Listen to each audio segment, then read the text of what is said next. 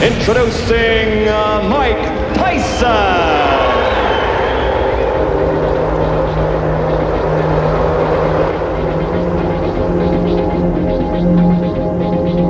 I want a good, clean, hard fight.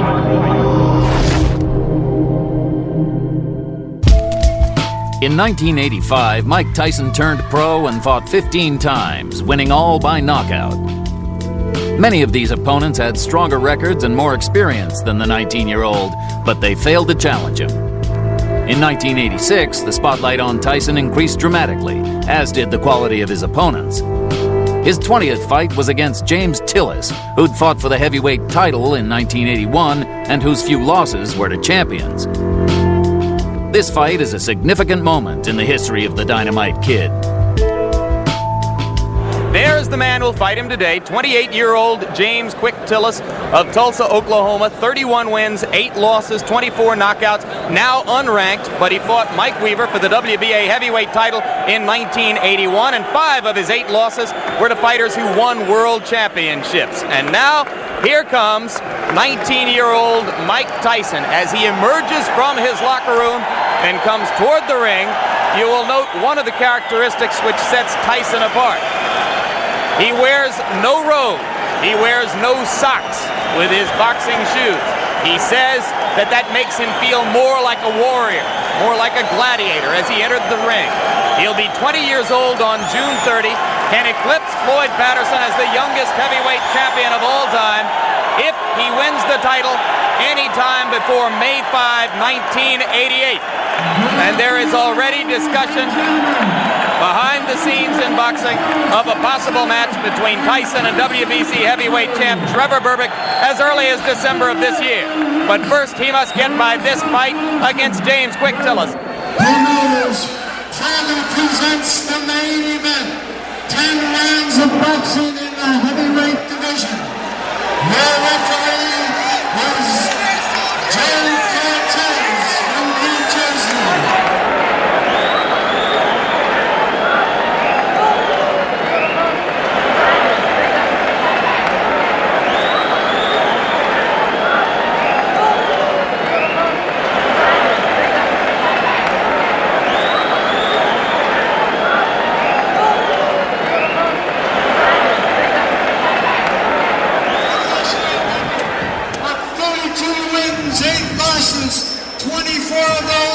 By knockout, James "Quick" Tillis. And in the blue corner, from Pittsburgh, New York. Okay.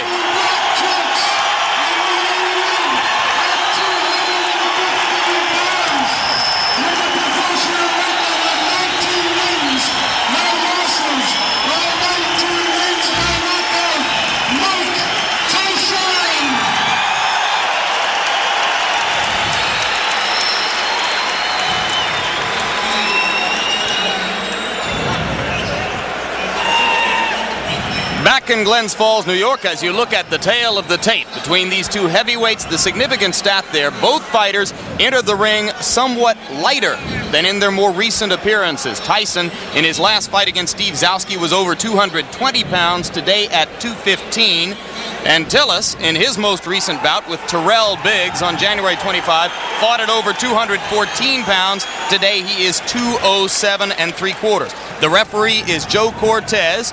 There are 3 judges who will score the fight on the round system with supplemental point scoring in case of a draw. 3 knockdown rule is in effect. No standing 8 count. The mandatory 8 count is in effect. Tyson in the black trunks and James "Quick" Tillis in the white. Customarily, Mike Tyson does not feel his opponents out in round 1. He tries to take them out. He tried to take "Quick" Tillis out with that first punch he threw, and Tillis showed why he may be a little bit different. He moved right out of the way of it, and Mike missed by quite a bit. The key to the fight will be Tyson cutting off the ring and pinning Tillis in corners and on the ropes like he did right there. "Quick" Tillis is 7 pounds lighter than when he fought Terrell Biggs. That would indicate, the look of him would indicate he's in much better condition. I think the postponement allowed him to get in better condition, will allow him to move more. The question is, how long can he move? His record is he's dangerous early, Jim. can hurt you with either hand early in a fight, but has always faded and tired badly.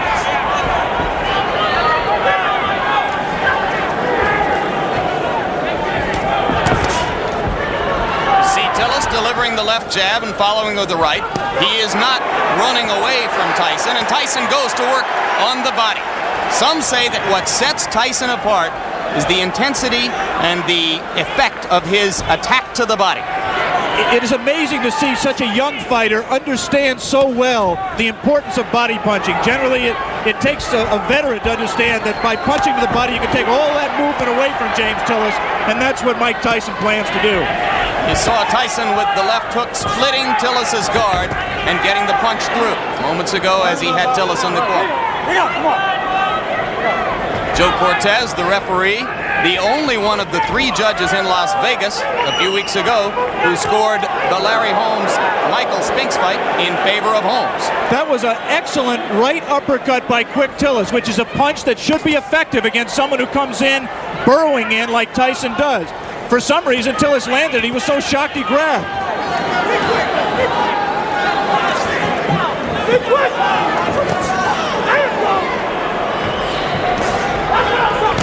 Quick Tillis cannot, in my opinion, win a decision in this fight, Jim. He has to try to take Tyson out while he's fresh. You see that Tillis grabs Tyson behind the head when he ties a fighter up. He customarily does it by tying them up behind the head. That will not deter Tyson from flailing away at the body, as he did right there. And Joe Cortez, the referee, quite properly did not break the fighters because Tyson's hands were not tied up.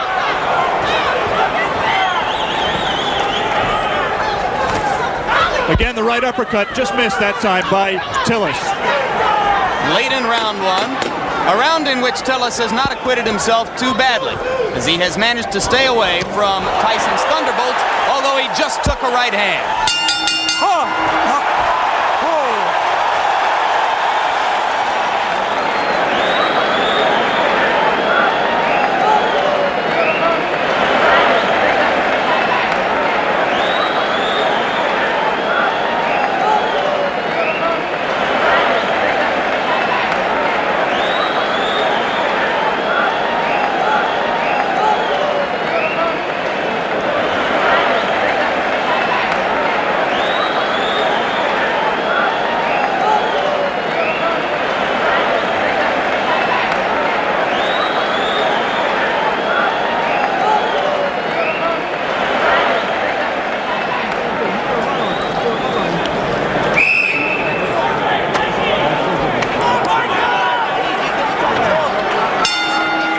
Bring you back for round 2, and you hear the bell. As you saw, Tyson did land 1 punch after the bell had sounded to end round 1.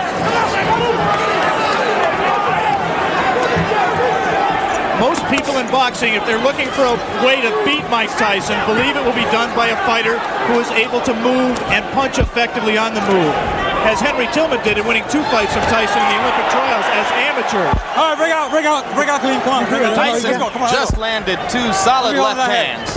The difference, obviously, is here Mike Tyson has 10 rounds to wear down his opponent. He had to go all out in the 3 rounds amateur limit.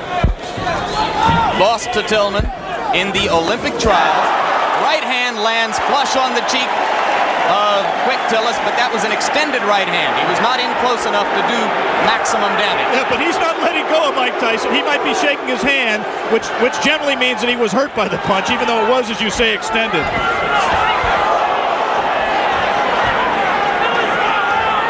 Simply a matter here of Tyson finding the range. He can't be too far outside, but he can't cut so close that he allows Tillis to grab him, as Tillis will always do when Mike lets him.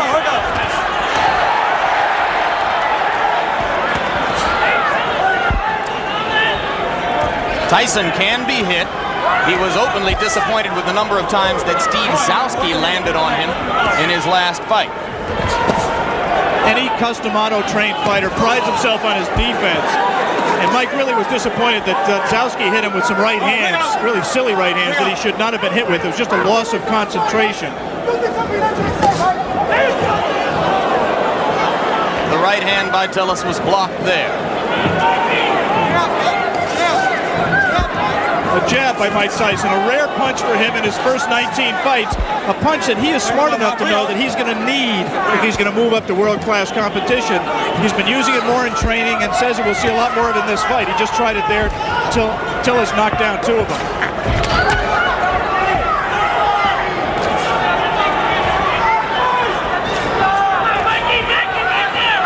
Good head movement by Tyson coming in. For the moment, Tyson is not nearly as busy as he has been in some of his previous fights against much lesser opponents. No doubt a sign of the respect that he must have for a fighter of Tillis' experience. There's the punch that, in my opinion, is going to win the fight for Tyson. It's that right hand to the body. He won't knock Tillis out with it, but he will wear him down and bring his hands down so he can land punches to the head. He got him with the left. And you saw Tillis staggering backward momentarily. Not seriously hurt, but Tyson has begun to break through the guard around the face. And there's a right hand as Tyson continues to land and round 2 ends. You're okay.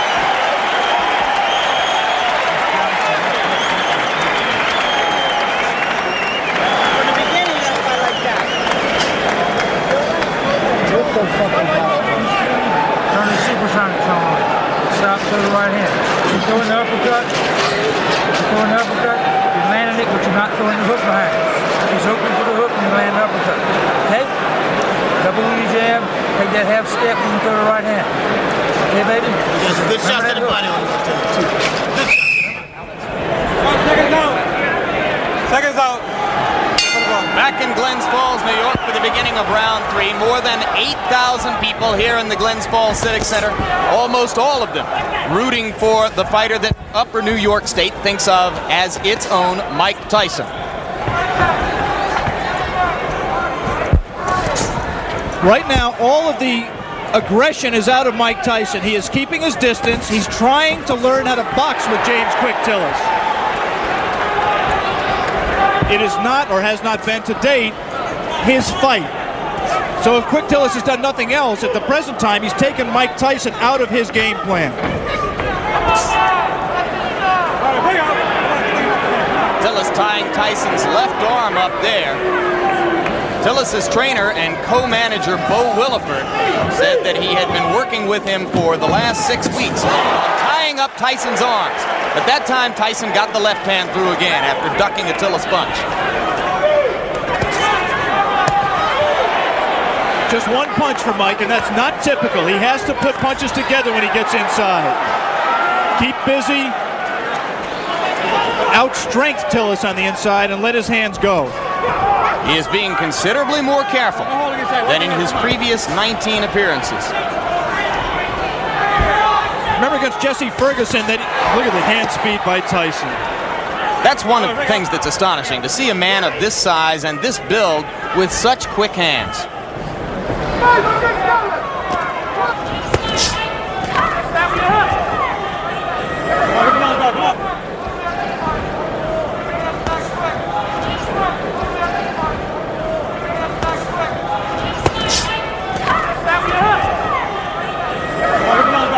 I was saying in the fight against Jesse Ferguson, Ferguson fought a negative fight, fought to survive for the most part. The punch that turned the fight around was a combination, actually, a right to the body and then doubling with it, coming right up the middle. Let him go. Looks to me like Tillis is open for an uppercut up the middle the same way. Come on, get those arms out. Come on, work out of there. This is an important learning experience for Mike Tyson. He's going to have to be able to handle a Quick Tillis to get to the top of the even. He is right now. Tillis is making the mistake of trying to trade with Mike Tyson. He should be moving off the ropes. Instead, he got into a little bit of macho there, and Quick Tillis is not going to be around long fighting that way. Again, he scores with a right uppercut. Does Quick Tillis. Repeatedly, Tillis has scored with the right uppercut. But Tyson is beginning to wear down Tillis' defenses, particularly when he catches him against the ropes and then releases the hands. Round 3 coming to a close, and Mike Tyson warms to the task once again as the round comes to a close.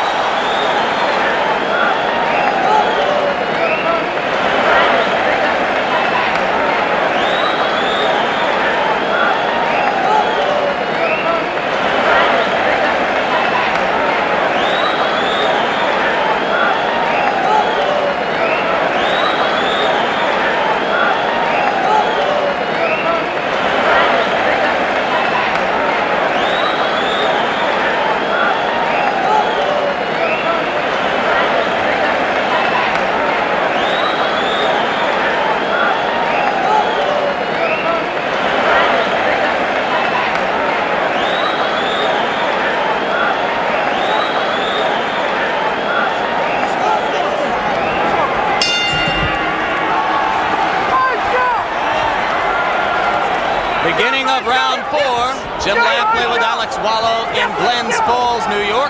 If you are scoring in rounds, as they do here in New York State, I had the first round even and have given rounds 2 and 3 to Mike Tyson.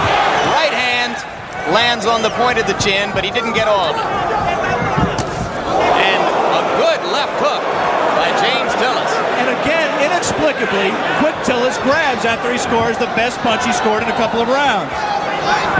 You should put punches together, punch in combination, and he might give Mike Tyson more trouble than he wants. He also can't lunge in with that left hook like that because he's going to get caught. And having felt what Tillis has to offer in the way of the uppercut and that one left hook which scored, Tyson now appears to be a little less shy about stepping up inside. Tillis is landing punches. He's landing hard punches, and interestingly, Mike Tyson is taking them. I mean, he doesn't want to get hit with them, but one of the questions about him, as it is with all developing fighters, is can he take a punch? Quick Tillis has had people like Carl Williams on the deck twice, Greg Page on the deck, Marvis Fraser hurt. He can punch when he's fresh like this. Switches left-handed. Tillis is a converted southpaw. Punches hardest with his left hook. Fought as an amateur. Fought as a southpaw as an amateur. Turned around in the middle of his amateur career.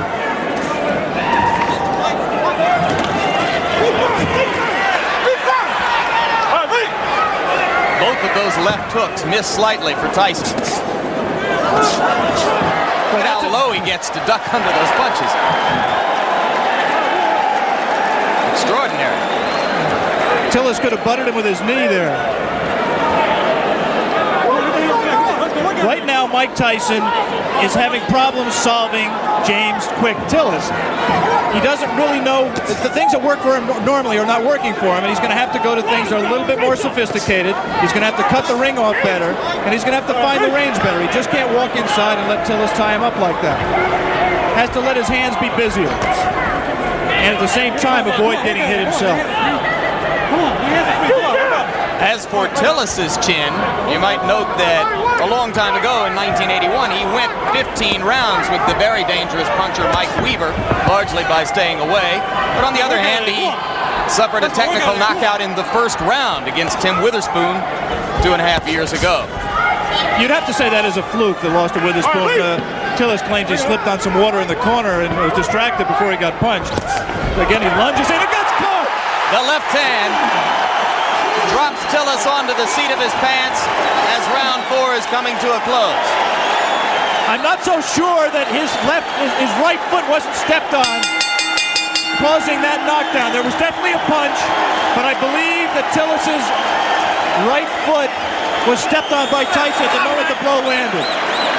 All right, let's stay right here and take one more look at the knockdown. I'm clearly wrong. That was just a clean punch. He was off balance. We said that Tillis could not lunge in with the left hook. He lunges in with the left hook. Tyson very cleverly slips it, comes back in a punching position and lands a left hook. That was not the full power of Mike Tyson, but Tillis had lunged, was off balance, and he was able to drop it. There is the Tyson corner. You see Kevin Rooney in the year of Tyson, another custom auto-trained fighter.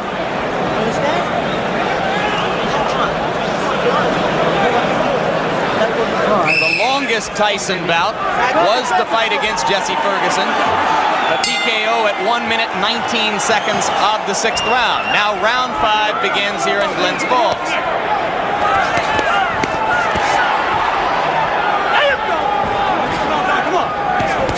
Tillis still willing to trade leather with Tyson. I don't think that was a punch. The knockdown punch was a punch that hurt Quick Tillis. It definitely got his attention, but he wasn't debilitated by it. It's not that was not looking. Did not look to me to be the beginning of the end.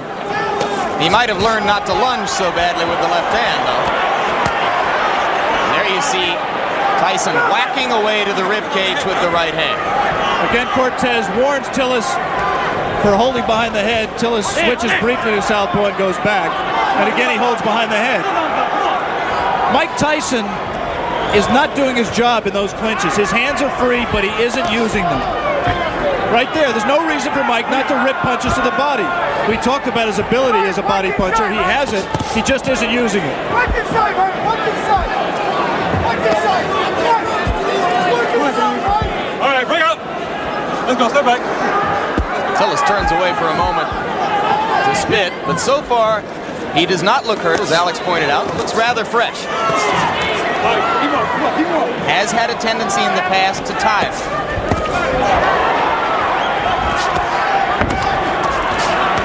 This is not a good round so far for Tyson, who is missing more punches than he lands.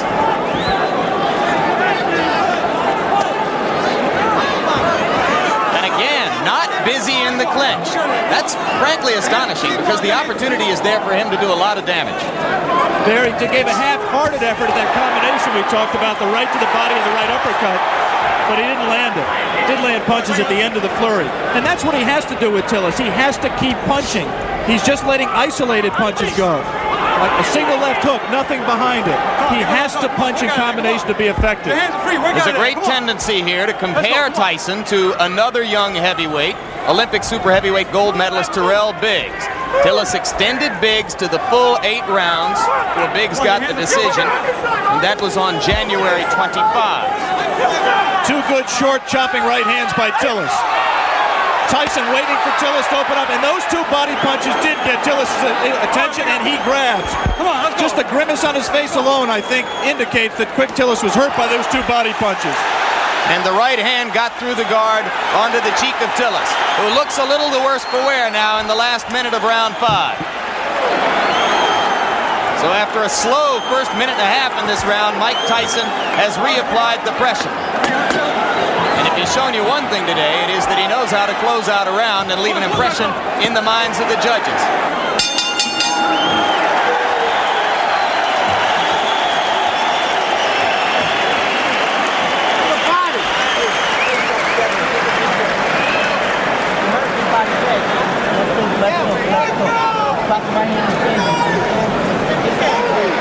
Spirit time.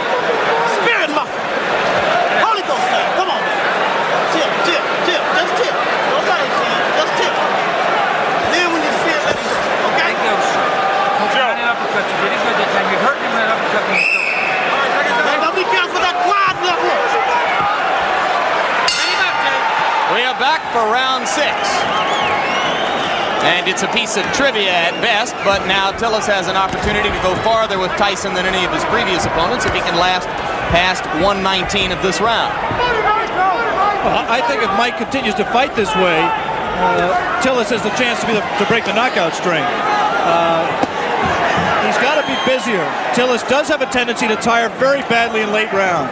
He was exhausted at the end of his 8-round fight with Tyrell Biggs, and this is a 10-round fight. But Mike Tyson has to throw punches that mean something and throw them in combination. Those are just arm punches. There's nothing on those punches. Just count the number of effective punches that Mike is letting go. And they're very few. Let's go. He's just trailing Tillis around the ring. Not cutting it off effectively. Come on, work out of there. Come on, work out. Your hands. Allowing himself to get tied up, accepting clinches. Now the crowd begins to implore Tyson to give them something a little bit more exciting than what he has demonstrated here. And now it becomes clear that Tillis will last longer than anyone else has, as we have just passed the point at which Jesse Ferguson was bid to stop by Luis Rivera in Troy, New York, a couple of months ago. That punch missed, despite the crowd reaction.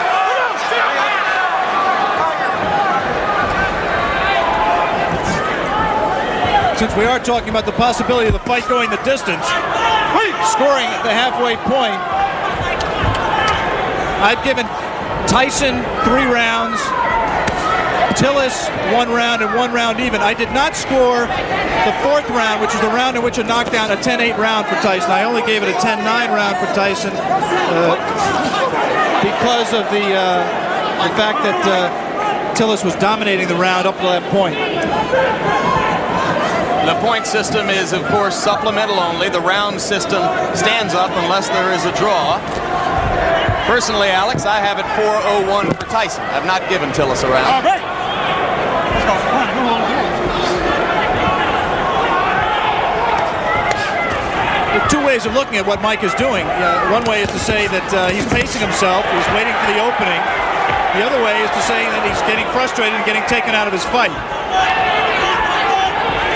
There was moments ago a brief combination to the body of the kind of rapid-fire punching that you expect from Tyson, but that was one of a very few times, perhaps the only time in the bout when we've seen it. But again, he comes on at the end of the round. We are all the way through round 6. Mike Tyson and James Tillis.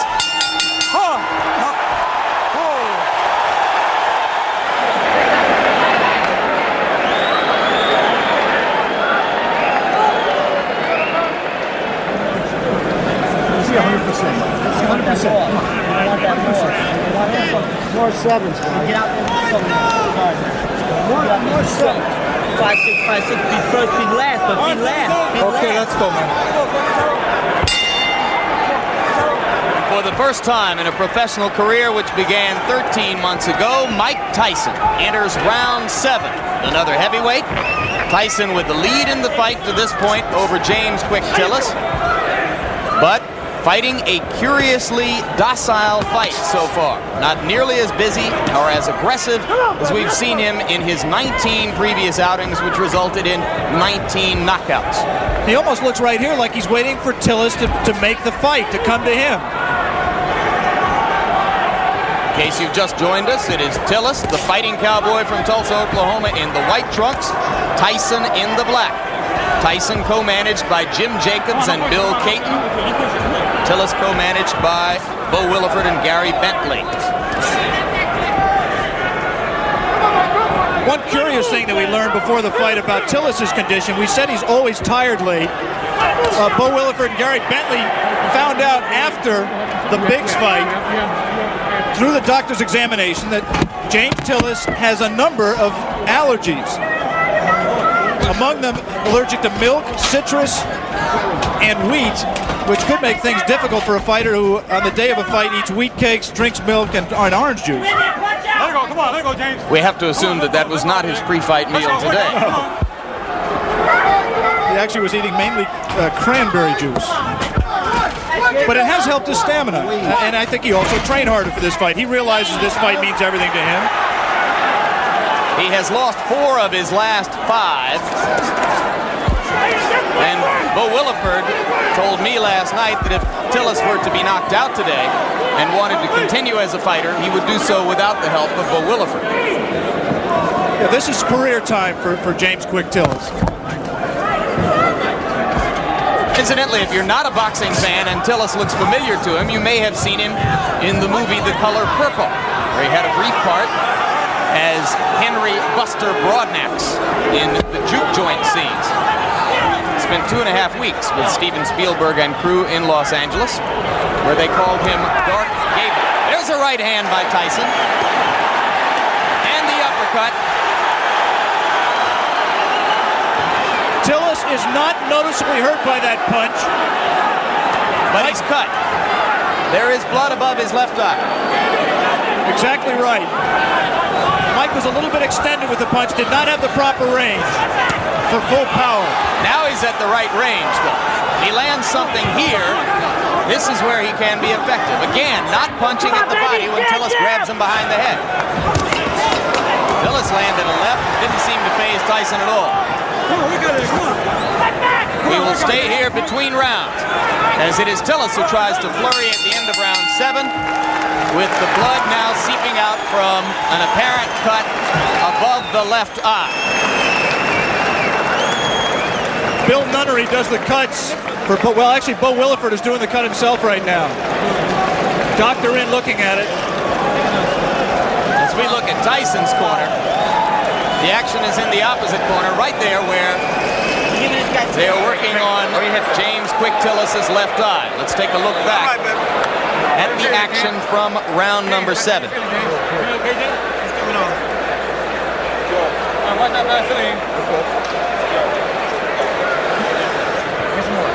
You see what Tyson did there. He scored the right hand to the body, missed with the right uppercut that we thought he could land if he kept throwing it, but continued to punch. And eventually that will pay dividends. He has to continue to back up Tillis and continue to cut the ring off on him to be able to score effectively. I want to give James Quick Tillis credit. He's been in with a tough young bull, and he's fought harder and stronger really than I've ever seen him fight in his career, including the time he fought for the title. He is showing something that a lot of people have questioned over his career, and that is his heart. He's cut, he's taken some brutal punches, and he is fighting back, moving and still trying to win this fight. One of the greatest trainers in the history of the sport openly questioned Tillis' heart while he was working with him. Angelo Dundee worked with Quick Tillis for the Weaver fight and some subsequent fights. He finally just gave up. He said James had no spirit to fight. Tillis told us in the pre-fight interview that he found that spirit. Didn't know why he'd never had it, but said he found it for this fight. He was going to be a different fighter, and he has been. You cannot question his courage or his commitment today. He has been there from the opening bell. He has not run away as he did 15 rounds against Weaver in 1981.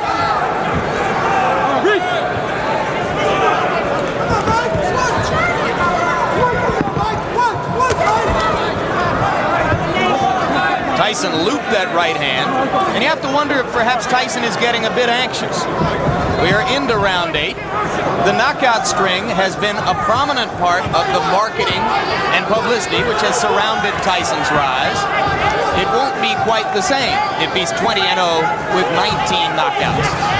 There's no question that up till now, if the fight continues this way and goes to a decision, Tyson, in my opinion, will win the decision, but the Mike Tyson mystique will suffer.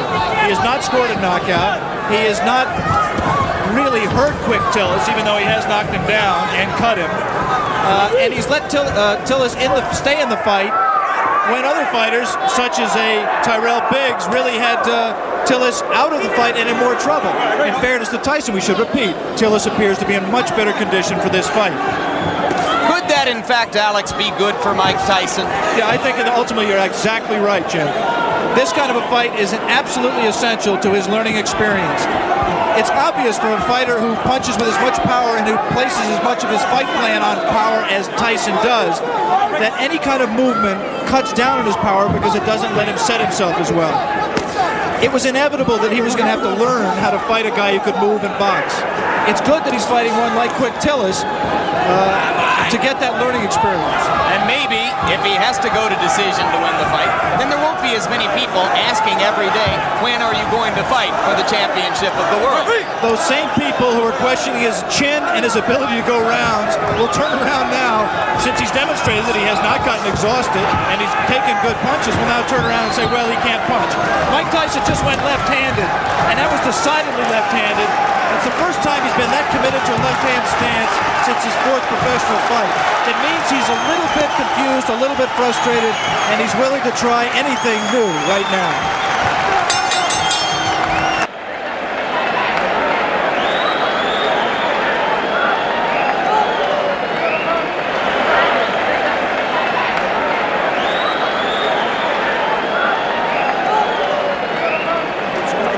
Fights up for grabs, man. Fights up for grabs right here. Come on, you gotta pull it on. Jab, get in. Put pressure on behind the jab. Don't walk straight in. You're not moving your head. Get the jab. You're not gonna move your head. You gotta punch. You gotta just keep punching. Exchange with this guy. Yeah, we can hear that now. You move your head. Come up, punch. Fight wide open.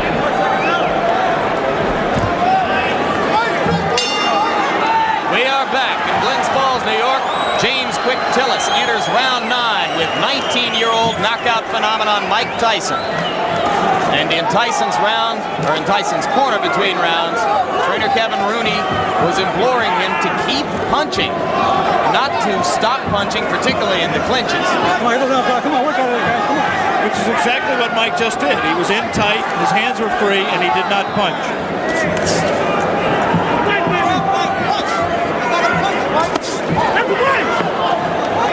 This Mike Tyson looks very much like the Mike Tyson who lost 2 close decisions to Henry Tillman in the heavyweight trials for the Olympic Games in 1984. He is confused by the movement. The movement does not allow him to hit a stationary target, and therefore he can't set himself as well. We have not seen the evidence of the jab that Mike Tyson said we would see. And Henry Tillman recently scored a first-round knockout over Bash Ali in a cruiserweight fight. Could he be, in his own way, Alex Wallow, progressing at just as impressive a rate as Tyson? Well, Henry Tillman was very impressive winning the North American Boxing Federation Cruiserweight title by scoring a sensational first-round knockout over Bash Ali, as you pointed out. It's difficult to judge. First of all, I haven't seen all of Henry Tillman's fights. And second of all, he hasn't fought in the same division as Mike. He's been fighting as a cruiserweight. There's not as much talent down there. It's difficult to say. I was very impressed with Tillman against Bash Ali. He will be inevitably a future opponent of Mike Tyson, as will Terrell Biggs and a number of other these young heavyweight prospects. Coming up immediately after this fight, our coverage of the Kentucky Derby, beginning of ABC Sports' run through the Triple Crown this spring. Right now we are in round 9. Mike Tyson well ahead in the scoring, or so we would judge it, against James Tillis, but looking for a knockout to keep his 19 knockout string alive. I'm not sure he is looking for a knockout, Jim. He certainly isn't fighting like someone who is. It's possible that, number one, he doesn't know how to knock Tillis out. Tillis has presented a problem to him in terms of power punching that he can't solve. But secondly, it's also possible that Mike Tyson is interested in how he is going to react to fighting rounds. He's heard all the doubters say he can't go 10 rounds or 15 rounds, and maybe he's in the back of his mind trying to find out exactly how he is going to respond in that kind of a fight that he is in no danger, in my opinion, of losing. Maybe in the front of his mind. 22 seconds remaining in round 9. More and more it looks as though Tillis is going to be able to go the distance. And Tyson again is not busy during the clinches when his hands are free and he has a chance to punch. Landed a right hand on Tillis' nose, but again from a long enough distance that it didn't damage Tillis.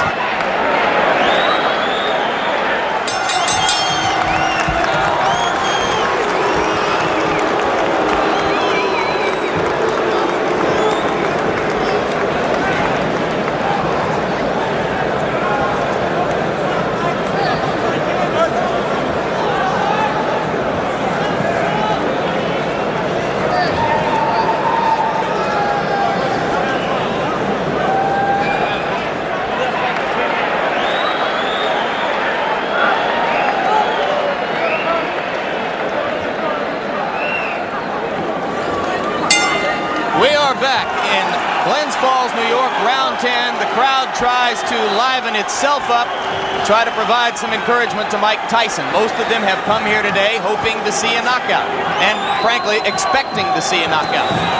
Tyson tries to deliver with the right hand and steps in and throws the left. Tillis again ties him up.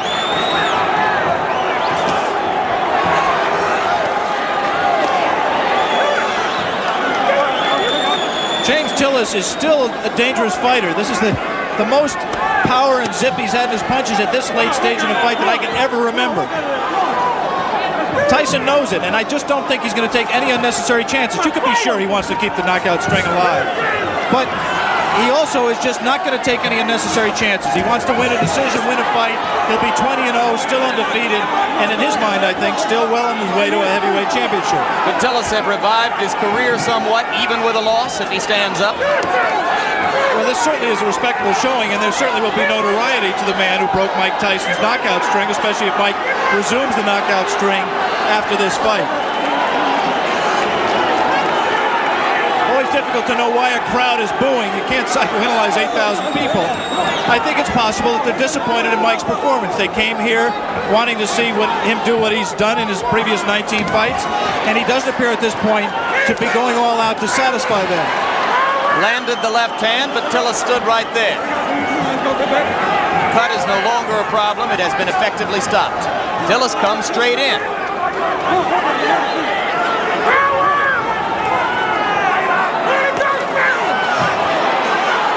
And now Tyson, one of the few times we've ever seen him swinging wildly. Good left hand. Tillis is still there. Come on, we got it.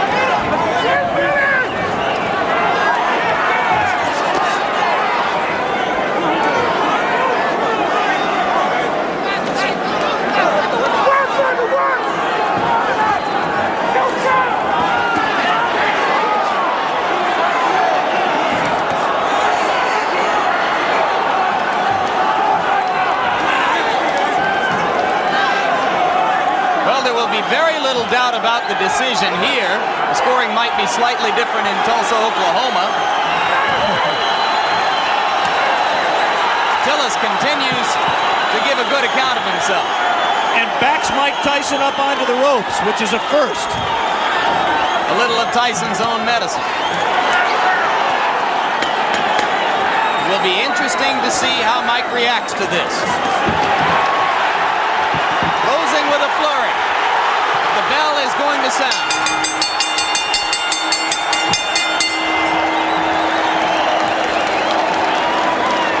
Big smile on the face of Bo Williford as he steps into the ring.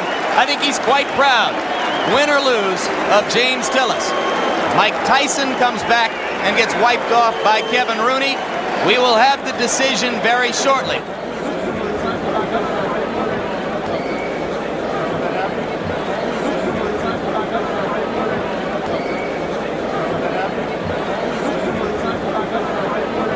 In the middle of the ring announcer Paul LaFleur with the decision. Ladies and gentlemen, here is the official score. Judge Bernie Friedkin scores it 6 rounds to 4. Judge Al Reed scores it 6 rounds to 4. Judge Tony Moretz scores it 8 rounds to 2. Decision and still undefeated, Mike Tyson. So for 19-year-old Mike Tyson, moved the record now to 19, or make it 20 wins, no losses, 19 of them by knockout.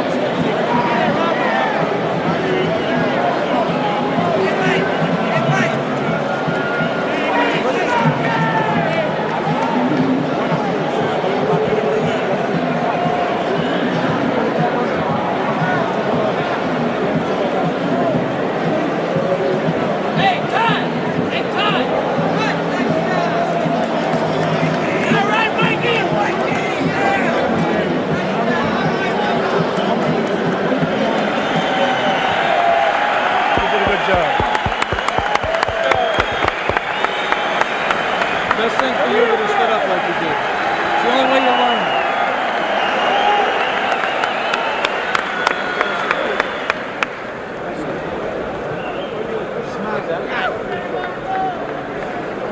Mike, your reaction to your performance?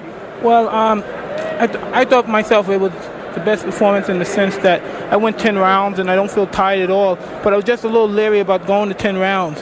Even though I was sure I could go, but I just was a bit leery about going there. And now that I know I can go to 10 rounds, I fought a guy that people don't understand was up for this fight. To the best of his life, he was in the greatest shape of his life, and he was prepared to fight.